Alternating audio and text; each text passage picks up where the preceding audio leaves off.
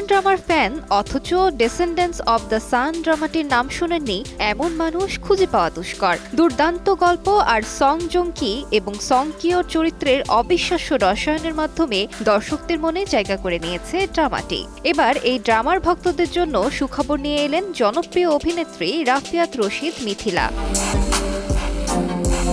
Television web series থেকে শুরু করে কলকাতার সিনেমাগুলোতেও বিচরণ মিথিলার। এবার জনপ্রিয় কোরিয়ান নাটক ডেসেন্ডেন্টস অব দ্য সান এর সঙ্গেও যুক্ত হলেন এই অভিনেত্রী। তবে অভিনয় নয়, নাটকটির গুরুত্বপূর্ণ একটি চরিত্রে বাংলা ডাবিংয়ে কণ্ঠ দেবেন তিনি। গণমাধ্যমকে বিষয়টি নিশ্চিত করেছেন মিথিলা নিজেই। তিনি বলেন, কাজটি করার ব্যাপারে আমি সম্মতি দিয়েছি। বর্তমানে বিদেশে আছি, দেশে ফিরেই কাজ শুরু করব।